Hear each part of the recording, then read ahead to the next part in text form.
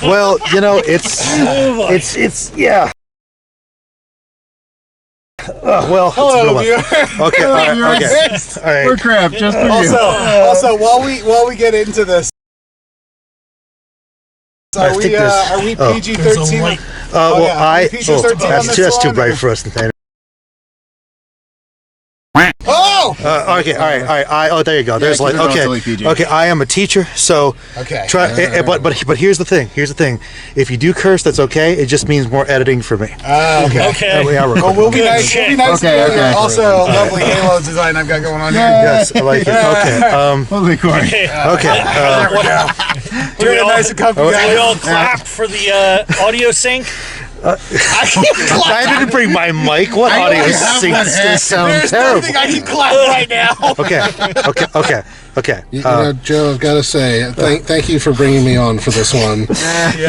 After however many years I'm trying to get you of threatening to do this to me, I'm glad I'm here. So thank you. You're welcome. It's in all honesty, I do like doing this. It's been a while. Although I don't usually do them in the car anymore. Because the car is smaller, and all my friends have mass in various directions, as do I. Yes, as time often does, but that's okay. Okay. Anyway, the real review. All right. Side-eye profile. Okay. Spoilers, non-spoilers? Start off with non-spoilers, and then after a point, we just say whatever. Yeah, I would say if you're going to give a spoiler, at least. Yeah, get them all out. All right. Look, it's what I really think of them, okay? Okay, all right, okay, anyway. Yeah. Who saw enlightenment? Okay. Composed.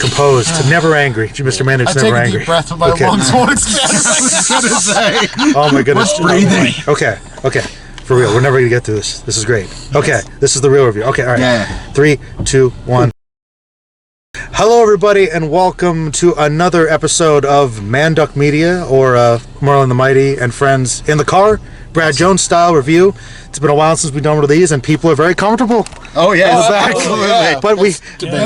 But to be fair, democracy was a factor, and there was the choice between cramped and cold, and James, the voices chose. the people chose. Yes. Why ever would we not want to sit in the back of a tailgate?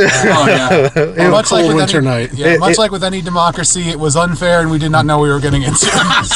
Wow. Anyway, how about the monarchy, the nobility? That's more what we're talking about. We just got done seeing War of the Rohirrim, which, as I like to call it, the Lord of the Rings anime movie, and I think the vibe was mostly positive so far. I agree. Say so, yeah. So, but I definitely think there are details. I don't know if we'll be across the board on this one, but all right, Nathaniel. All right, because it's been a while, I'm gonna make you do the general brief summary, because you've probably got more knowledge than the rest. And Hey there, audience. yes. Yeah. The War of the Rohirrim is a tale from the history of Middle-earth. Close up on Comes his face. from the... Oh, gosh. It comes from the appendices of The Lord of the Rings, and it's just a story of one of the legendary kings of Rohan, Helm the Hammerhand. And I would say, I mean, obviously there's stuff added to it, like the story in the appendices is only maybe a couple pages long, but the story of the movie follows that outline pretty faithfully, I'd say. Helm Hammerhand, he's the ruler of Rohan. He's approached by one of his nobles who says, "Hey, I've got an offer for you. I want to marry your daughter to my son." And Helm just punches him out. So that really happened. He killed him with one punch. Helm Hammerhand is one punch, man. Well, he's got the hammer hand. Yeah. All right, aptly named. He messed around and he found out. Yeah. Wow. Okay. And from there, the son of the dead noble swears vengeance. There's this whole winter war that's going on. So all of that is there in Tolkien's histories. It's just it's been elaborated on, and I guess some of the the outline has been filled in a bit more, so to speak, To make it a story. Yeah. Okay. More details. Fine. Flesh it out. Okay. Probably, I think one of the biggest additions, enhancements, I'd suppose, would be the character of Hera. That was going to be my next question. Yep. In the story, they do mention there's Helm Hammerhand, there's his two sons, but then his daughter even though she is kind of a central character of the story, she remains unnamed. Yeah, because you have Hareth and Hama, but the daughter, Tolkien never gave her a name. She's more just kind of a plot point in his original outline than a character in herself. Interesting. So we did expand it. Yeah, but at the same time, I think it's an expansion that I think is appropriate and I think works. Like, in the outline, she's a central character of the story. Like, she's the one that rejects the suitor and says, no, I don't want to marry you. Like, I want to live my own life and be my own person. Yeah, that sounds like a pretty good summary to me. Well, I guess... What's the rating of this movie? You mean like the violent rating? Yeah. PG-13. PG-13? Okay. That sounds about right. Yeah, I didn't see a ton of blood, really.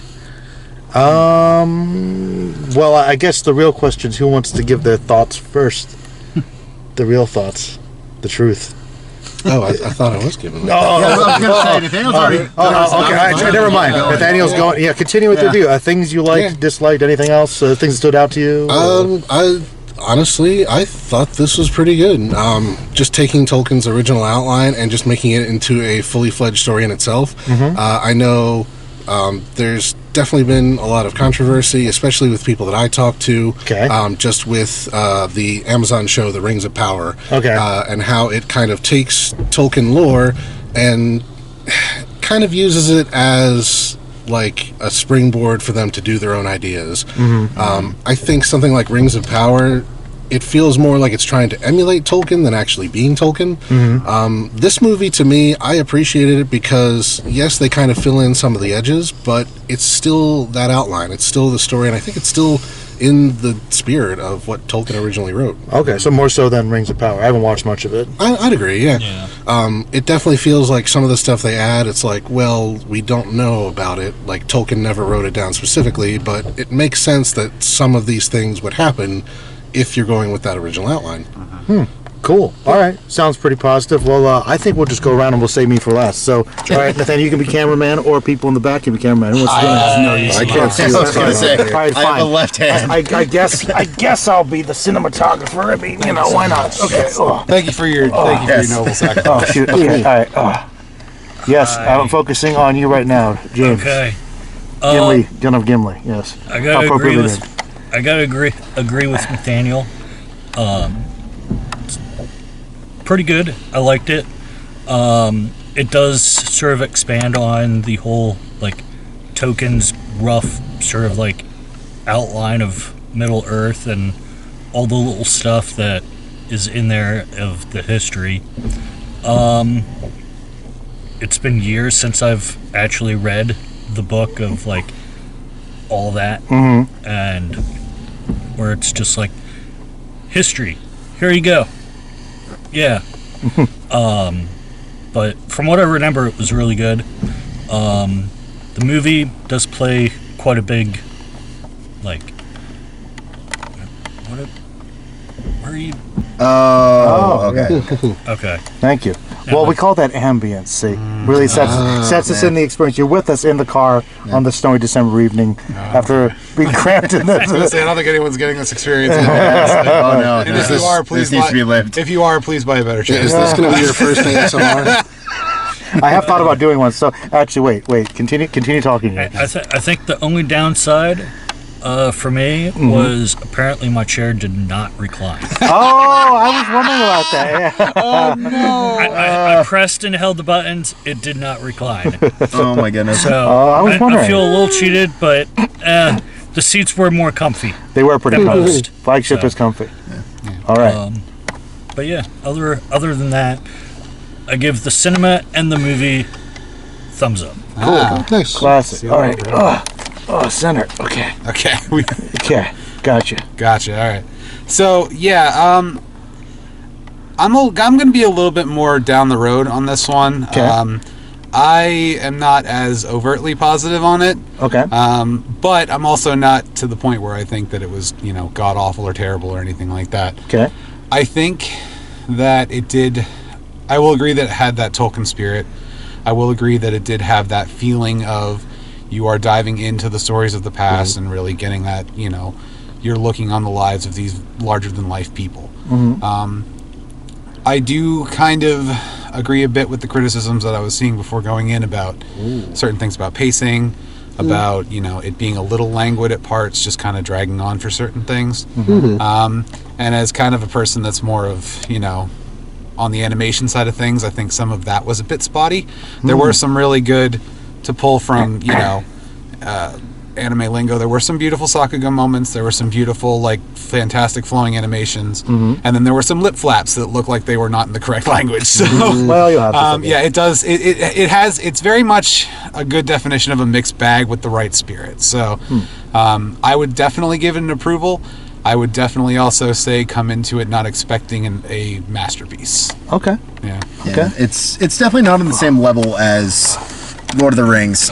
I still think I enjoyed this more than The Hobbit, but I also feel like kind of in the same vein of viewing this with the same idea of, it's the same quality as Lord of the Rings, it's the same quality as The Hobbit, are two entirely different entities. But I think that also speaks to where the franchise is as a whole right now. Do we try to just live in the legacy of what we know, or do we try to set out and try new things? Which I honestly feel like for the franchise is necessary. There's a lot out there. There's a lot that I would argue the public is not as familiar with. And that's why I think this idea is so cool and so rich. For me, I like the animation to an extent. It has a weird sense of a lot of the still moments or the quieter moments look really good, but a lot of the, shall we say, more action heavy moments can be either very, I guess the best way to put it is rigid, or almost, or just really, really fluid. It's very inconsistent. To give a good example, that opening duel feels almost like you're watching action figures, but there's a scene later featuring a character from that scene, without giving spoilers, that is really, really, really well done. And it's kind of like, why didn't we have that the whole way through? I think it would have been a much different movie. The other kind of big issue I had with this one is the themes kind of, I guess the best way I can describe it is fluctuate. It kind of starts off talking about, don't look for us for it in the history books, we aren't there. And there's kind of this brief undercurrent of the idea of legend, and also somewhat of an anti-war message, but where it ends up going kind of varies. The action sequences are there, but they also are very, the best way I can describe it is discreet. They aren't about the big action set piece. We get some later on, but the build up to that is very few and far between. Personally, I thought it was a different change of pace, but I can see people that grew up with Lord of the Rings, grew up with The Hobbit, kind of feeling underwhelmed by it. Overall, I think it's a good movie. I definitely think it's worth seeking out. The pacing I can kind of understand, but I also feel like the majority of what's in there is necessary. It helps kind of establish the characters. It helps kind of establish the world we're jumping into. And it really does embody the idea of, you don't need to see something before this, you don't need to see something after it. It's just a standalone story, and it works. For me, it's a B. Okay. All right. I guess I can give my thoughts now. All right. Well, I'll be honest. When I went into this movie with very, very low expectations and not knowing much, I saw one brief title overview that said Lord of the Rings anime movie is rushed cash grab or something. But I didn't take that into account. I didn't read anything else. I'm like, well, people are always trying to get a tagline to. Can I add something to mine? Certainly. I'll move you around, James. All I know Editing was it was Lord of the Rings. I had no idea what the title of the movie was. Oh. They just said, hey, you want to go see Lord of the Rings? And I'm like, sure. Why not? So, Yeah. completely unknown for me. That's cool. So, Justin, what was your thing going in here as a curiosity? Oh, what did you know about it? Oh, Let's Yeah. Honestly, keep Joe going. Okay. No, I mean it's cool. I know exactly what I'm going to say. okay, good. Justin, that's fine. No. Okay. I knew a little bit. Honestly, not much more than any of you gentlemen. I knew this was coming. I knew this was a big project that was in the works for a while. I thought it was going to end up becoming direct to DVD or on streaming, and that did not happen, which completely floored me. The majority that I knew was I saw the trailer, and there were a couple film festivals that were like saying they watched like 20 minutes of it, and that the footage was a lot more violent than they were expecting, which in retrospect after watching the movie makes me wonder if an extended cut is coming. But that was really what just kind of had my intrigue, is like, what is this thing, and what should we expect? Honestly, I feel like going in as partially blind as I was made it a better experience. Bringing it back. Yes. I appreciate all your thoughts. But that's basically, I went in trying to keep an open mind. I will say when I first started watching the film for a good amount of it, I was worried. I'm like, I'm not really liking this very much. And I think that had something to do with, as I think you all may have mentioned a little bit, pacing. And there was something, I was beginning to think as I was watching it, this is going to be an example of a film that is not quite the sum of all its parts. Like, there's a lot of little things I love, but it's not quite gelling together. But I think that the movie definitely, there's some people running. There are some people in the film that are also running towards each other, trying to bring reality and art together. But basically, I think this is a film that builds some momentum. And I don't think it obviously does it as well as certainly the Lord of the Rings films did, but it's trying to go for that epic scope. And eventually, it gets to a point where I'm like, ooh, we finally reached it. And I think that it was, for me, probably close to about the hour mark.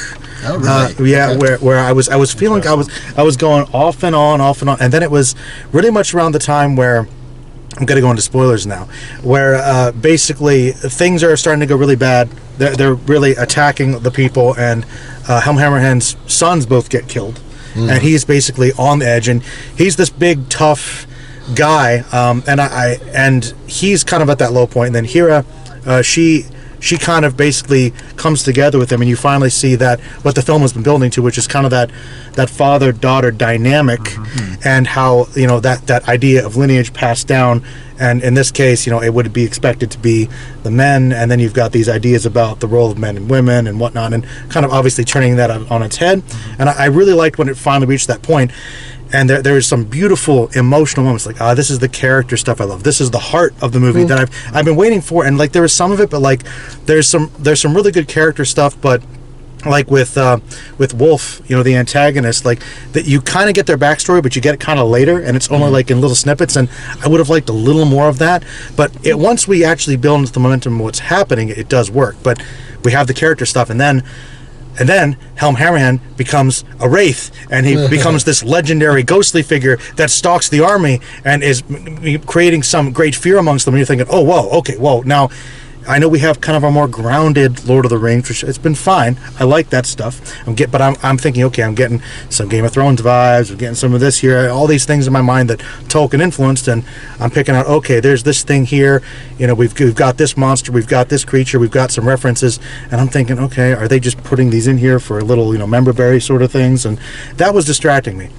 But once we got to him turning into a wraith and basically giving us some of that over-the-top anime fighting, I think that kind of fused that awesomeness, that epic level of just, like, this is a Lord of the Rings anime, which in and of itself I'm happy exists, but I kind of wanted the best of both worlds, and I do think we get that, but it took a little while to get there. Yeah. And once it gets to that point, and we actually get to the siege on what we find out becomes Helm's Deep, of course, that's when it just really gets awesome, and it doesn't let up. But you kind of have to sit with it at that point and get past some stumbling points. If they had maybe established some more character stuff early on, I think I wouldn't have had as much of a pacing issue. But the animation I thought was very good.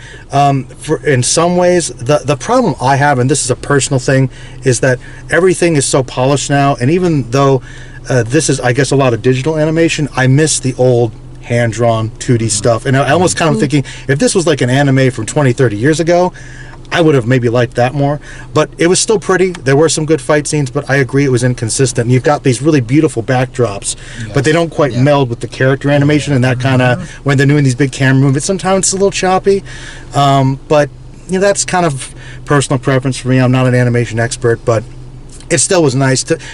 And speaking to that title of rushed cash grab, I don't think it was perfect, but they put a lot of money, time, and effort into making this thing look gorgeous, and clearly the people dubbing it, there were a lot of writers involved trying to piece things together, but they had love for the source material. I was going to say, It's this is there. definitely a movie made with love. Yeah, it's not perfect. There's a lot of ideas clashing, but it's a Lord of the Rings movie, and I think that if you love Lord of the Rings, you at least deserve to watch it once. Give it some of your time. Yes. There's something in there for you to love if you're a big Lord of the Rings fan, and even if you're an anime fan, I think there's something worth watching there. Absolutely. So yeah, I would say overall it's pretty good, but it's definitely not in that greatness category for me. I think actually The voice work was top-notch. fantastic. Brian Cox, Yeah. wonderful. The people that voiced Wolf and Hera, I thought they did a great job. Some of those people, they all did a great job. Like the voice acting was on point, I thought. Yeah. I think also just kind of going to that point about Heart. Heart. Yeah, Heart.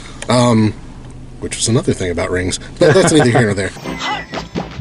I definitely appreciated, I don't think it was a cash grab, because you can tell just the people involved with it. You still had Peter Jackson involved. You had Fran Walsh, Philippa Boyens, and the thing that sold it for me, just right from the beginning, just the musical cues. It sounds like the Peter Jackson movies. Even the visuals, Helm's Deep looks like Helm's Deep. Isengard looks like Isengard. Edoras looks like Edoras. It's not something that's trying to emulate that. It feels like you are just walking back into that world again. And that was just refreshing, because it's this is something that I know and love. Let's just dive back in and let's see another story from this world again. Even those big sweeping views, just that opening scene itself, Oh, yeah. gave you Oh, that yeah. vibe of, hey, this is Lord of the Rings. Yeah. Okay. And there's a few other scenes in there where it's like that too. Where, well, the spoilers are already there. Oh yeah, go But for it. Go for it. The night battle. I thought the night battle was pretty well done overall, with at least the wide views. Yeah. I wasn't quite sure with the actual close-up battle and stuff, but yeah. Yeah, the whole establishing shot at the very beginning of the film, where you have the sweeping across the fields, and you get this sense of okay, yes, this is what Rohan is. This is the sweeping fields. This is the majesty. This is the gorgeous view of everything. And then when you do first, see the city there, it is exactly what you picture in your head. And And you have the opening narration by Eowyn. Yes. That adds continuity. Justin, you were saying, this feels like a tale that's told in Middle Earth, and they even mention it's before the War of the Rings, there are older tales. Yep. Who knows, if they would continue. I hope they do another anime like this. Oh, but yeah. There's Definitely. so much rich history they can pull from, and so many stories they could do. Oh yeah. Absolutely. Yeah. Well, Disappointment parts? well, I have one big one. I kind of mentioned my problems, but yeah, if you anything stand up, well, yeah. Okay. How does he get the hammer after he holds off everybody? I in was his thinking throat? Oh. That yeah. part annoyed me. And the hammer is completely Why? uncovered with ice. Yeah. Oh, Like, He was swinging it that no, much. magical. no, he didn't have the hammer.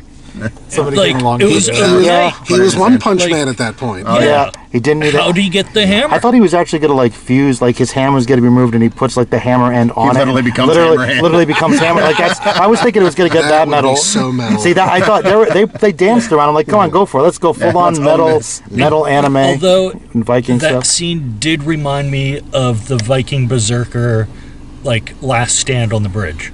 Oh. That vibe. Oh, yeah. And I guess I was thinking of Pathfinder Lingo. He seems like he's raging, definitely. Oh, he's definitely raging because I'm like, Definitely. Yeah. definitely. Buck nuts. It's just wow, he's just going. Dude's taking half damage. yeah, He absolutely. doesn't care. Well, Yeah. and I don't know if maybe it was an animation mistake or something, or if they intended it. But when he first jumps down from the ice drift and begins taking out what I assume would have been a massive orc of some kind, because Like an ice troll. I think it was some sort of or troll. something. Yeah. But when he first comes down there are no pupils in his eyes. His eyes are Yeah. glazed Oh, over. He is pure pure rage. on Yeah. rage. Pure rage. Yeah, he isn't. He isn't. Blind. Or He is literally seeing red. Or maybe it's an animation error that worked for it. Yeah, exactly. Yeah. No, definitely planned. Don't question it. Yeah, no, he is in a true blind rage when he first gets Nice. when he first gets there. Yeah. Yeah. Anything else? I know we're cramped. Can't feel my leg. That's your review of the lack of circulation. Yeah. I think maybe just one or two little spots. Like, I did appreciate the continuity and like the ties into the other movies. There were maybe one or two of them that I thought went a little bit far. It's like, okay, that was kind of unnecessary. Speaking of which, there's somebody shows up. Actually, that one I kind of appreciated. Yeah. Oh, really? Okay. That just was kind of pretty good. just kind of a spoiler. They do bring back Christopher Lee through archived voice work. I thought that was kind of cool. Yeah, and in the story itself, Saruman is not the original Lord of Isengard. Like, that was an outpost of Gondor. And after the War of the Rohirrim, he shows up and he actually kind of helps keep the Westland safe. And so that's how he kind of starts being regarded as a friend of Rohan. Yeah. So in the story, like, he does show up at that point. Some little things, like I thought the Watcher in the water. Yeah, that. Oh, yes. that's one of the ones about. Really, do we need the Kraken thing? Yeah, there was that, and then there is like a little name drop at the very end that I thought we could have gone without being so overt about that. Yeah, because that's another thing is that I would have applauded them immensely if it had just been he goes by many names, because literally just like we know who he is. A little more restraint. And if you like, even if you don't read the books, literally it's the first thing that they say about him in the very first movie, so you can't get away from that. He literally says I go by many names, so we would have got it. We didn't need that spelled out. No. Yeah, I mean, that's kind of what I was saying. There's a couple of those little, fan moments where it's like, there's a small part of me that's like, it would have been cool if we just did a Lord of the Rings thing that was not related to Lord of the Rings at all, like completely original, but then less people would have seen it. So, it's kind of like, once again, it was cool to see the history of Helm's Deep, but in some ways we kind of just see the same thing we've seen before, just in a different way. Which, kind of. But I actually kind of appreciated it was inverted a little bit. Because you guys talked about the night battle, like, in Return of the King, like, that's the big stand-up and cheer moment when all the Rohirrim show up. In this one, we, the audience, know that this isn't going to end well. Like, this is Helm kind of being foolish about everything. Yeah. I mean, I did have one very good small detail that I liked, and it was at the very end, and she had the loot of her brother timed in the horse. Yeah. Oh, yeah. That was a nice one.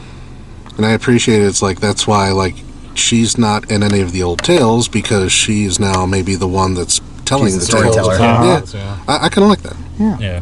Definitely. Yeah, I don't know. I think for me, again, kind of being more, like I said, not negative, but in the middle on it. The gripes that I have, I mean, yes, the voice cast did a fantastic job. I would have wanted to see a bit more emoting out of it. I think there were a lot of scenes, especially with the main antagonist, where I was like, this person does not feel like, I did not get, especially through the performance, I didn't get this whole hatred. I didn't get the angst. I didn't get the anger. So I would have wanted a bit more emoting, but again, I know you have to match to the lip flaps, so well, it kind of so far. I kind of like that. I thought he was a slime ball. Yeah, I kind of thought it was hilarious how I will not take any of the advice from my counselor. Oh my I'm going to take my own grip. That's like, but there's a certain type of game you could do where I'm like, okay, well, there's about 5 times in the movie where you can do something every time he makes a bad decision. My lord, you should probably not make this I can choice. end this in literally one move. Nope. It's like, all My right. lord, you should withdraw. I'm going to advance. It's like, You literally have the capital. You have the support of the entire people of the land. You don't have to go any further. No, I think we're going to do a siege and kill half my men in the winter. All right. But this literally, that was kind of hilarious to me. Yeah. But I also feel like that's one of the other big themes is this idea of like pride literally is toxic and is literally destroying both sides. Oh yeah. It's the closest it gets to actually portraying a kind of like grayness among its characters. Oh yeah. Because we see Helm get cocky, we see Wolf get cocky, absolutely. we see everybody just trying to hear each other out but not even caring. And I feel like there's more they could have done with that.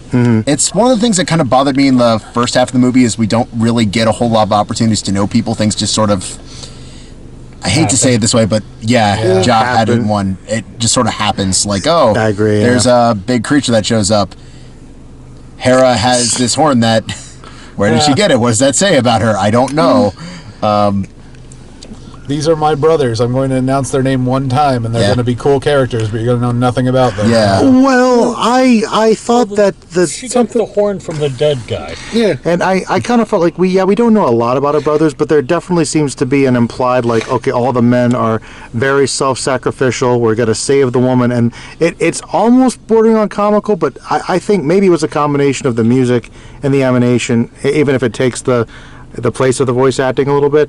I thought I was sold, especially when the second brother basically gives himself up. I thought that was big pretty time heart wrenching, moment. and I'm like, I'll admit I don't know this character that well, but I know enough about him now to care, which is the most important, I think. And even just that setup, like his sister warns him, it's like, you should get a faster horse, and he's like, no, I like the one that I have. Like that comes back to hurt. Foreshadowing, kids. Yeah. Foreshadowing, yes. Yeah. Yeah. And I think I do like how even in the original story, like they don't really like Mumakil or like legendary, like they're down in the south, but here they kind of make mention like, well, they're migrating, like we know of them even if they're not, like common around here. Like I like little explanations just to kind of fit things together. Yeah. Yeah. I'm gonna read the room here. Yeah, they're cramped. They're ready. They're ready to go. Yeah. All right. So it sounds to me like overall it was a pretty good experience. A few gripes, not perfect, fun but night. I enjoyed it. Yeah, it's something where I'll definitely put it back on whenever it hits, whatever streaming, whatever it hits. But it is something that I won't be like, oh my gosh, this has hit the streaming platform, I have to watch it again. Yeah. It'll be Right. something Yeah. where I'll be like, oh, that's here now. I'm going to watch that because it was okay. Yeah. okay. Yeah, I definitely don't know if I'd be rushing to watch it again, but I would watch it again. Yeah. If an extended cut does happen, I'm definitely curious. Oh, definitely. I want the R-rated cut with all the. Oh, actually, real quick before we end it, James, you have to be quiet because I kind of told you this. What was my favorite moment in the movie? Because I don't know if any of you noticed, I did laugh out loud at one point. Oh, that was you. Yes, it was pretty somber, but I did kind of break the mood for a little bit there because I enjoyed it. What was my favorite moment? You remember, James? He forgot. I forgot already. That's okay. I mean, I'd probably say that One Punch Man moment where The one. Helm Hammerhand there were a few, just though, that you did laugh. Okay. Well, all right. I'm sorry. Well, yeah, the Helm Hammerhand thing was good. It was the orcs, wasn't it? I loved it. I'm not. That was the one that got me. Where like the thing. Oh, why does Mordo want with all these rings? And I thought that was cute. And then what does the one orc say? Like they could smell you from Mount Doom. I thought I liked that. Yeah. I liked that. I'm like, great. give me some more. I love orcs. I love goblins. Give me more. And that was a quick little thing, like, we're not going to dwell on it. It's not all about Lord of the Rings, but it's like, here's a little Easter egg of Yes. stuff that's going on in the background. Yes. And I enjoyed that. Yeah, which funnily enough, the little stuff going on in the background is quite literally the entire, like the fate of the entire world. It's like you get this small glimpse of these characters that are tied directly to all the craziness that's going to happen. You didn't need any more than that. Yeah, it's great. This is in no way important to this story, but it's another story that's happening. Right. Yeah. Yeah. And you get to see all the little bits of, you're like, oh, okay, so that's what was going on, you know? Like, oh, they were looking for every single ring they could find in case one of them was the real one, you know? That's I do think that's kind of hilarious because find all the rings. because I can just picture like Sauron like telling like one of his lieutenants or something. It's like, get me rings. That's- It's like, okay, what, They- what kind of rings? All the rings. They bring it to him one by one. Okay, is this the one, sir? It's not my size. I have no fingers anymore. Oh no. The one orc literally standing on Mount Doom, just like, no, I have to get. No, this is the one. That's the I have worst to get job it ever. resized for you, sir. Like literally, just think thousands of years of like orcs walking up to Sauron and be like, "Is this your card? Is this your card? One of the Is this your card?" Single worst magic one of trick. the orcs goes to the local like pawn shop. Please, if you see this one, it's got this. It looks like it's got a little picture. It looks like this. Like there's an God. orc, I'll get that promotion. like there's an orc that's taken like a crayon and he's tried to etch the runes on it. It's like, no, this is totally your ring. I'll get that bonus after all. The search is over. Oh my gosh. Please make us stop looking for every. home now. Make us stop looking for all the rings. Think So about the massive gold shortage as they steal all the rings. You know, it's got a real ring problem no now. wonder the dwarves are so mad. Oh wow. Yeah, Puts a lot in perspective. maybe I could have used a little more humor. Like I thought that was Yeah. pretty cool. Yeah. I liked that. That was Yeah. that was Man, I hope that's the next animated yeah, feature. just Just give me some orc adventures. yes. That was so good. like Wart and Shagrat, like The Search for Rings. It's just a buddy comedy where the two of them travel across Middle Earth. So you want Rosencrantz and Guildenstern are dead starring orcs? Yes. Next fall on HBO Max. Yeah, I'd watch it. Yes. Yeah. It's fun. 1,000%. Well, that sounds like a good note to end on. Thank you, everybody. Yeah. This you. is fun. We'll have to do it again sometime. Maybe Maybe not. maybe though I'll plan better and to have my house clean in case Yeah. we can go back. I was gonna say, we got to get that budget so we can get you a real studio here. Oh well, my friend, that is the dream. That is Yeah, the dream. yeah. Well, but this is what it's all about. So Yeah, I'm so glad you brought me in for this one, especially. hey, you got off easy. Truly unforgettable experience. It means that you can open the door then. I so can't feel my knees. No, I can't either. It's I okay. can't feel my entire left leg. I'm great. All Gotta right, get out first, man. Yeah, I was gonna say. all right, everybody, say goodbye. All right, bye. Bye. All right, and that's a wrap.